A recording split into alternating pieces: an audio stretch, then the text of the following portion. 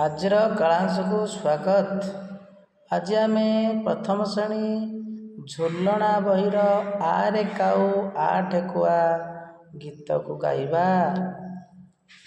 ପିଲାମାନେ ଆସ ଆମେ ଗୀତ ଗାଇବା। ଆରେ କାଉ ଆ ଠେକୁଆ। ଦେଖ କାଉର ଛବି ଦେଖ ପିଲାମାନେ। ଏଠାରେ ମା ତାର ଶିଶୁକୁ କିପରି କାଉ ଦେଖାଇ ତାକୁ ଖେଳାଉଛି। ତୁମମାନଙ୍କୁ ତୁମ ମା ଯେପରି ନାନା କଥା କହି ତମକୁ ବୁଝାଇ ଦିଅନ୍ତି ନା, ଠିକ୍ ସେହିଭଳି ଏଠାରେ ମା କ'ଣ କରୁଛନ୍ତି? ମା ତାଙ୍କର ଶିଶୁକୁ ନେଇଛନ୍ତି ଏବଂ କାଉକୁ ଦେଖାଇ ସେ କିପରି ଗୀତଟିଏ ଗାଇଛନ୍ତି। ଦେଖ, ହାତକୁ ହଲାଇ ମା ଡାକିଲେ କାଉ ତୁ ଆ, ହାତକୁ ହଲାଇ ମା ଡାକିଲେ କାଉ ତୁ ଆ, କୁନାମ ଖାଉଛି ବରା କାକରା, କୁନାମ ଖାଉଛି ବରା କାକରା, ଖାଇବୁ ଯଦି ତୁ ଆ, ଖାଇବୁ ଯଦି ତୁ ଆ। ଦେଖ ପୁଣି ଆଉଥରେ ଗାଇବା। ହାତକୁ ହଲାଇ ମା ଡାକିଲେ କାଉ ତୁ ଆ, କୁନାମ ଖାଉଛି ବରା କାକରା, ଖାଇବୁ ଯଦି ତୁ ଆ। ଏଠାରେ ମା କ'ଣ ହାତ ହଲାଇ ଗୋଟିଏ କାଉକୁ ଡାକୁଛନ୍ତି। ରେ କାଉ ତୁ ଆସେ, ମୋ କୁନା ବରା କାକରା ଖାଉଛି, ତା ସାଙ୍ଗରେ ସାଙ୍ଗ ହେବୁ ଏବଂ ଖାଇବୁ ବୋଲି ମା ତାକୁ କାଉକୁ ଦେଖାଇ ଶିଶୁକୁ କାଉ ଦେଖାଇ ଡାକୁଛନ୍ତି। କ'ଣ? ହାତକୁ ହଲାଇ ଆ କାଉ ଆ କାଉ ଆ ବୋଲି ଡାକୁଛନ୍ତି। କୁନା କ'ଣ କରୁଛି?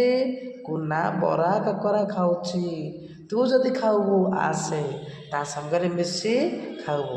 ଏଠାରେ ଆମେ କ'ଣ ବୁଝିଲେ ନା, ଆମେ ଏକତ୍ର ମିଳିମିଶି ଖାଇବା, ଏକାଠି ମିଳିମିଶି ଖାଇବା, ସାଙ୍ଗ ହୋଇ କାମ କରିବା, ଏକଥାକୁ ବୁଝାଉଛି। ତାପରେ ଦେଖ, ଆଖିକୁ ନଚାଇ ବାପା, ଆଖିକୁ ନଚାଇ ବାପା କହିଲେ ଠେକୁଆ ଆ, ଆଖିକୁ ନଚାଇ ବାପା କହିଲେ ଠେକୁଆ ଆ, କୁନି ମୋ ପିଠିରେ ହୋଇଛି ଲାଉ, କୁନି ମୋ ପିଠିରେ ହୋଇଛି ଲାଉ, ଖେଳିବୁ ଯଦି ତୁ ଆ, ଖେଳିବୁ ଯଦି ତୁ ଆ। ଦେଖ ଏଠାରେ ବାପା କ'ଣ କରୁଛନ୍ତି? ପିଲାଟିକୁ ଲାଉ କରିଛନ୍ତି। ଠେକୁଆ ପାଖରେ ପହଞ୍ଚନ୍ତି।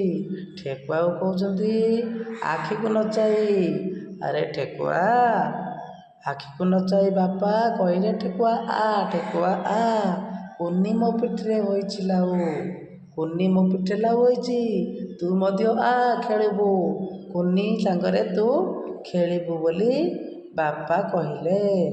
ଗୀତଟି ବୁଝିଲା ପିଲାମାନେ? ଦେଖ ଏବେ ଆମେ ପ୍ରଶ୍ନ ଉତ୍ତର ଲେଖିବା। ଆସ କଥା ହେବା। ମା କାହାକୁ ଡାକିଲେ? ମା କାହାକୁ ଡାକିଲେ? ମା କାଉକୁ ଡାକିଲେ। ମା କାଉକୁ ଡାକିଲେ। ବରା କାକରା କିଏ ଖାଉଥିଲା? ବରା କାକରା କୁନା ଖାଉଥିଲା। ବାପା ଠେକୁଆକୁ କିପରି ଡାକିଲେ? ବାପା ଠେକୁଆକୁ ଆଖିକୁ ନଚାଇ ଡାକିଲେ। ବାପା କୁନିକୁ କେମିତି ଖେଳାଉଥିଲେ?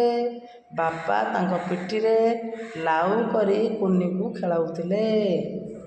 ମୋ ନମ୍ବର, ଜେଜେବାପା ଜେଜେମା ତୁମ ସହିତ କିପରି ମଜା କରନ୍ତି?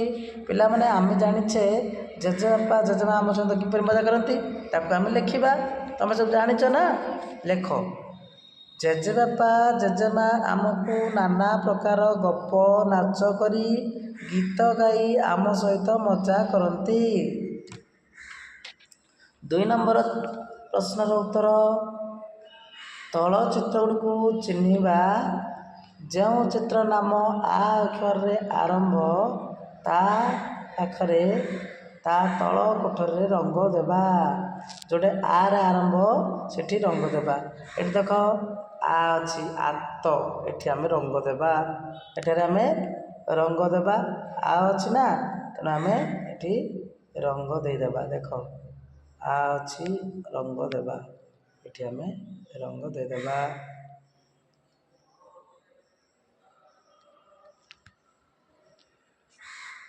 ଏଇଟା ଅଙ୍ଗୁର ଅଛି, ରଙ୍ଗ ଦେବା ନାହିଁ।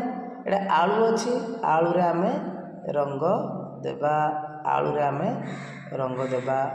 ଦେଖ ଆଳୁ, ଆଳୁରେ ଆମେ ରଙ୍ଗ ଦେବା।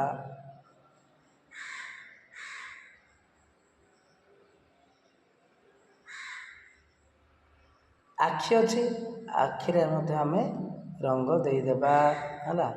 ଆଖିରେ ମଧ୍ୟ ଆମେ ରଙ୍ଗ ଦେଇଦେବା। ଦେଖ ଆଖିରେ ରଙ୍ଗ ଦେଇଦେଲେ ହେଲା ପିଲା, ପ୍ଲାନ୍ ହେଲା ତ। ଦେଖ ତାପରେ ଦେଖ ଏଠାରେ ଅଛି ଆ ଅକ୍ଷରରେ ଗୋଲ ବୁଲାଇବା। ଯେଉଁଟା ଆ ଅଛି ସେଇଟା ଆମେ ଗୋଲ ବୁଲାଇବା, ଯେଉଁଟା ଆ ଅଛି ସେଠାରେ ଆମେ ଗୋଲ ବୁଲାଇବା। ଏଠି ଅଛି ଆ, ଆମେ ଗୋଲ ବୁଲାଇ ଦେବା। ଆ ଅଛି, ଗୋଲ ବୁଲାଇ ଦେବା। ଆଉ ଯେଉଁଟା ଅଛି ଆ, ଗୋଲ ବୁଲାଇ ଦେବା। ଏଠି ଆ ଅଛି, ଗୋଲ ବୁଲାଇବା। ଆ ଅଛି, ଗୋଲ ବୁଲାଇବା।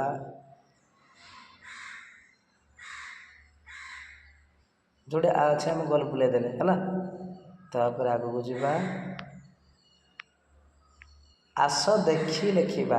ଏଠାରେ ଆ ଲେଖା ହେଇଛି, ତାକୁ ଆମେ ସୁନ୍ଦର ଭାବରେ ତାକୁ ଆମେ ଲେଖିବା। ସୁନ୍ଦର ଭାବରେ ଲେଖିବା। ଆ ଲେଖିବା, ପେନସିଲରେ ତାକୁ ସୁନ୍ଦର ଅକ୍ଷର କରି ଆମେ ଲେଖିବା।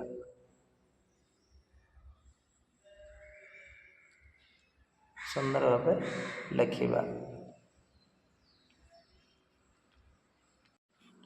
5 ଅକ୍ଷର ଯୋଡ଼ି ଶବ୍ଦ ଗଢ଼ିବା, ଲେଖିବା ଓ ପଢ଼ିବା। ଚଟ, ଆମ, ଏଠି ଆମ ଲେଖିବା, ଅକ୍ଷରଟାକୁ ଯୋଡ଼ିବା। ଏଠି ଲେଖିବା ଚଟ, ଚଟ, ଆ ମ, ଆଗ। ସେଠି ଏଇଭଳି ଅଛି ଅରଟ, ଏଠି ଆମେ ଲେଖିବା ଅରଟ। ଆମର, ଆମର। ଗରମ, ଗରମ। ଆଜି ଆମେ ଲେଖିବା। ତଳ ଚିତ୍ର ଗୁଡ଼ିକର ନାମ କହିବା। ଏହି ଚିତ୍ର କାହାର ଛବି? ଏଇଟା କାଉ, ଏଇଟା ହେଉଛି କାଉର ଛବି। ମକା, ମକା। କାନ, ପାରା, ପାରା। ତାପରେ ପିଲାମାନେ ତଳ ଚିତ୍ରକୁ ଦେଖି ପଢ଼ିବା। ଏଟା ଲେଖା ହେଇଛି ଗରା, ଚାରା, ଚାମଚ, ଆଚାର। ତାପରେ ଦେଖ ପିଲାମାନେ କୋଠରେ ଦିଆଯାଇଥିବା ପରି ଆ କାର ଲଗାଇ ଖାଲି ଘରେ ଲେଖିବା। ଚା, ଚା ଲେଖା ହେଇଛି, ଚା ଲେଖିବା। ଗା, ମା ସବୁ ଲେଖିବା। ତାପରେ ଦେଖ 9 ନମ୍ବର, ଆ କାର ଲଗାଇ ନୂଆ ଶବ୍ଦ ଗଢ଼ି ଖାଲି ଘରେ ଲେଖିବା। ଯେପରି ରଗ ଲେଖା ହେଇଛି, ତାକୁ ଆଗ ଲେଖିଲେ ରାଗ ହୋଇଗଲା। ସେ ଗର ଲେଖା ହେଇଛି, ଏଠି ଗାର ଲେଖିଦେବା, ନହେଲେ ଗରା ଲେଖିଦେବା। ଗ ରା, ଗରା ଲେଖିଦେବା। ମଗ ଲେଖା ହେଇଛି, ମାଗମ ଲେଖିଦେବା। ମଗା ଲେଖିଦେବା, ଆ କାର ଲେଖିଦେବା, ମାଗ। ରମ ଲେଖା ହେଇଛି, ରାମ ଲେଖିଦେବା, ରାମ। ଏଇଭଳି ଆମେ ଲେଖିବା। ତାପରେ ଦେଖ ପିଲାମାନେ ଅକ୍ଷର ଯୋଡ଼ି ଶବ୍ଦ ଗଢ଼ିବା, ଖାଲି ଘରେ ଲେଖିବା ଓ ପଢ଼ିବା। ଚଟ, ଦୁଇଟା ମିଶିଲେ ଚଟ ହେଲା। ସେମିତି ଚାଟ, ଏଠି ଆମେ ଲେଖିବା ଚାଟ। ଅରଟ, ଏଠି ଲେଖିବା ଅରଟ। ତାପରେ ଆଚାର, ଆଚାର ବୋଲି ଲେଖିବା, ଆଚାର। ଏଇଭଳି ଆମେ ଲେଖିବା। ତାପରେ ଦେଖ ପିଲାମାନେ ଏଠି ତଳ ଶବ୍ଦ ଗୁଡ଼ିକ ପଢ଼ିବା। ଗାର, ରାଗ, ଗରା, ପାଗ, ଆଚାର, ଚାମଚ। ସେଠି 12 ନମ୍ବର ସାରଣୀରୁ ଅକ୍ଷର ନେଇ ଶବ୍ଦ ଗଢ଼ି ଲେଖ। ଏଠି ଚଟ, ସେଇଭଳି ଆମେ ସାରଣୀରୁ ନେଇ ଲେଖିବା। ଚଟ। ବାର, ବାର ବୋଲି ଲେଖିବା, ବାର। ଅର, ଅର ଲେଖିବା। ଲେଖିବା ଅର, ଅଟା ଅଟା ଲେଖିବା ଅଟା। ତାପରେ ଲେଖିବା ଚାମଚ, ଚାମଚ ଚାମଚ ଲେଖିବା ଚାମଚ। ଆଚାର, ଆଚାର ଲେଖିବା ଆଚାର, ଆଚାର। ଏଇଭଳି ଆମେ ଲେଖିବା। ତାପରେ ଦେଖ, କାଗଜକୁ ଭାଙ୍ଗି ଡଙ୍ଗା ତିଆରି କରି ତଳେ ଲଗାଇବା। କାଗଜକୁ ଭାଙ୍ଗିବା, ତାକୁ ଆମେ ଡଙ୍ଗା ତିଆରି କରିବା, ଏଇ ଖାଲି ଘରରେ ଲେଖିବା। ପିଲାମାନେ, ଏହି କବିତାଟିର ପ୍ରଶ୍ନ ଉତ୍ତର ଆଉ କବିତା ସରିଯାଇଛି। ଆଶା କରୁଛି ଏହି ଭିଡ଼ିଓଟି ତୁମ ପାଇଁ ଭଲ ଲାଗିଥିବ। ପରବର୍ତ୍ତୀ କ୍ଲାସରେ ପୁଣି ଦେଖା ହେବ। ପିଲାମାନେ, ଆମେ ଖେଳିବା, ମଜା କରିବା। ପୁଣି ଦେଖା ହେବ, ପୁଣି ମଜା କରିବା। ରହୁଛି। ଜୟ ଜଗନ୍ନାଥ।